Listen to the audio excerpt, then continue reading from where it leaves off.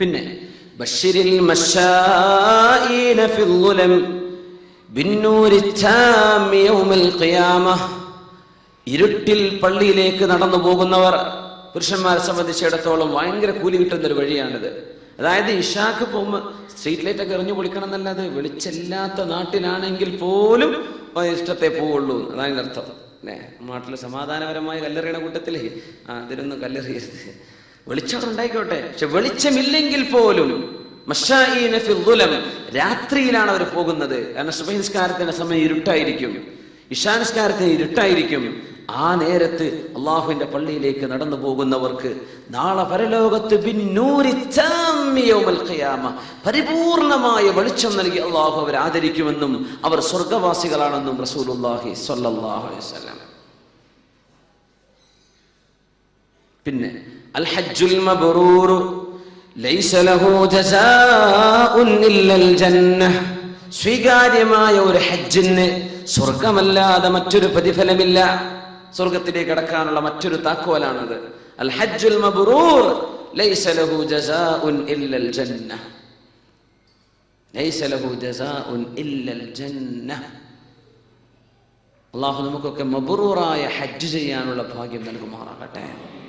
ഹജ്ജ് ചെയ്തു പോരാനോ ഉംറ ചെയ്തു പോരാനോ വലിയ പണിയൊന്നുമില്ല, അത് സ്വീകരിക്കപ്പെടാൻ കുറച്ച് പ്രയാസം ഉണ്ടാവും. ഞാനും ഹജ്ജ് ചെയ്തു എന്ന് പറയാൻ, ഞാനും ഉംറ ചെയ്തു, ഞാൻ അത്ര ചെയ്തു ഇത്ര ചെയ്തു, അതൊന്നും കാര്യമില്ല. ഇതിൽ എത്ര എണ്ണം സ്വീകരിക്കപ്പെട്ടിട്ടുണ്ട്, അതാണ് വിഷയം. ഹജ്ജുൽ മബ്റൂർ, സ്വീകാര്യോഗ്യമായത്. അവിടെ ചെന്ന് ഫലാ റഫഥ വലാ ഫുസൂഖ വലാ ജിദാൽ, അവിടെ ഒരു തർക്കമോ അവിടെ ഒരു അനാവശ്യ സംസാരമോ ഒന്നും ഹജ്ജിൽ പാടില്ല എന്ന്, ഇങ്ങനെയൊക്കെ കണിശമായി കൊണ്ടു നടക്കാൻ പറ്റുന്ന ഒരു ഹജ്ജ്, അതിന് സ്വർഗം ഉറപ്പാണ്. കാരണം ഹജ്ജ് ത്യാഗാണല്ലോ അല്ലെ. To be one in a million അല്ലെ, മില്യൺ കണക്കിന് ആൾക്കാരുടെ ഇടയിൽ ഒരാളായി നിൽക്കുക എന്ന് പറഞ്ഞാൽ തന്നെ ഇറ്റ്സ് ബൈ ഇറ്റ്സെൽഫ് അതൊരു ഭയങ്കര ചാലഞ്ചാണ്, ഭയങ്കര പ്രയാസമാണത്. സുബ്ഹാനല്ലാഹ്, അതിന് അല്ലാഹു നൽകുന്ന പ്രതിഫലം സ്വർഗമാണ്. പിന്നെ അള്ളാഹുവിനെ ഓർത്തുകൊണ്ട് അള്ളാഹുവിന് വേണ്ടി ചെയ്യുന്ന നോമ്പ്, റമളാനാ വരാനിരിക്കുന്നത് അല്ലെ. റയ്യാൻ എന്ന പേരിൽ ഒരു വാതിൽ തന്നെ അള്ളാഹു സ്വർഗത്തിന് വെച്ചു. ലാ യദ്ഖുലു മിൻഹു ഇല്ല സ്വായിമൂൻ, നോമ്പ് നോൽക്കുന്നവരല്ലാതെ മറ്റാരും അതിലൂടെ കടക്കുന്നില്ല. അങ്ങനെ സത്യസന്ധമായി നോമ്പ് നോറ്റവർ, അത് സ്വർഗത്തിലേക്ക് കടക്കാനുള്ള ഒരു കവാടമാണ്. അപ്പോൾ സിദ്ദീഖ് റളിയല്ലാഹു അൻഹു ചോദിച്ചത്, എല്ലാ വാതിലിലൂടെയും പോകേണ്ട ഒരു അവസ്ഥ വന്നാലോ? നിങ്ങൾക്കത് കിട്ടും അല്ലേ? നമ്മൾ പറഞ്ഞില്ലേ ഹദീസ്, ഇന്ന ലില്ലാഹി 99 ഇസ്മൻ മൻ അഹ്സാഹാ ദഖലൽ ജന്നഹ. അല്ലാഹുവിന് 99 ആട്രിബ്യൂട്ട്സ്, അല്ലാഹുവിന്റെ 99 വിശേഷണങ്ങളുണ്ട്. മൻ അഹ്സാഹാ, ആരാണോ അത് കൃത്യമായി പഠിക്കുകയും മനഃപ്പാഠമാക്കുകയും അതനുസരിച്ച് ജീവിക്കുകയും ചെയ്തത്. ഇവർ മനഃപ്പാടാക്കിയതല്ല, അസ്മാഉൽ ഹുസ്ന മനഃപ്പാടാക്കൽ കൂലിയ. ഈ ഹദീസിന്റെ അർത്ഥം മൻ ഹഫിളഹ എന്നല്ല, മൻ അഹ്സാഹ. അതിന് ഉലമാ പറയുന്നത് വഅമില ബിമുതാബിഖിഹ, ഓരോ അള്ളാഹുവിന്റെ ഇസ്മ പറയുമ്പോഴും അതിനനുസരിച്ച് നമ്മൾ ചെയ്യേണ്ട അമലെന്തോ അത് ചെയ്ത് ജീവിച്ചവൻ. അല്ലാഹു റഹ്മാന, എന്റെ കൽബിന്റെ ഉള്ളിൽ കരുണ വേണം. അല്ലാഹു ലത്തീഫാൻ, ആർദ്ര, എനിക്ക് ലത്തീഫ്. അല്ലാഹു മുതകബ്ബിറാൻ, അതുകൊണ്ട് എനിക്ക് കിബ്റ പാടില്ല. ഇങ്ങനെ ചിന്തിച്ച് ജീവിക്കുന്ന ആൾ ഈ നാമങ്ങൾ മനഃപ്പാഠമാക്കുകയും ചെയ്തു, അവർക്ക് സ്വർഗമാണ് ഉറപ്പാണെന്ന് പരിശുദ്ധ റസൂലുള്ളാഹി സ്വല്ലല്ലാഹു അലൈഹി വസല്ലം. അതൊന്നുമല്ല മുഅ്മിനീങ്ങളെ, ദഖല റജുലുൽ ജന്നഹ ഫീ ഗുസ്നി ഷജറ, ഒരു മരത്തിന്റെ ശിഖരത്തിന്റെ പേരിൽ, ഒരു മരത്തിന്റെ കൊമ്പിന്റെ വിഷയത്തിൽ ഒരാൾക്ക് സ്വർഗം കിട്ടി എന്ന് റസൂലുള്ളാഹി സ്വല്ലല്ലാഹു അലൈഹി വസല്ലം. ഔ ഫീ അസ്ലി ഷജറ കാനത് ഫി ത്വരീഖ്, അല്ലേ? നമ്മൾ നാഷണൽ ഹൈവേകളൊക്കെ ബ്ലോക്ക് ആകുന്ന തരത്തിൽ മരം വീഴുന്നത്. ഇപ്പം മഴയൊക്കെ നാട്ടിൽ തുടങ്ങിയില്ലേ, മാഷാ അല്ലാഹ്, നല്ല മഴയൊക്കെയാണ്. അപ്പോഴൊക്കെ നമ്മൾ കോടിയിൽ കണക്കെഴുതി തുടങ്ങി, എത്രയപ്പോൾ നഷ്ടം വന്നത്. പെയ്താകെ 3 ദിവസമായിട്ടുള്ളൂ.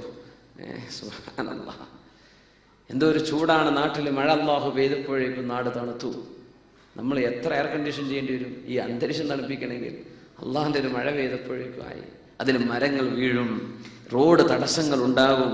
ഒരു മരം വീണാൽ നമ്മളതിന് നേരെ ഫയർഫോഴ്സിന്റെ ആൾക്കാർക്ക് വിളിക്കുക, നമ്മളെ കൊണ്ട് നീക്കാൻ പറ്റും, നമ്മളങ്ങ് നീക്കിയാൽ സ്വർഗം കിട്ടാനുള്ള ഒരു വഴി അതാണ്.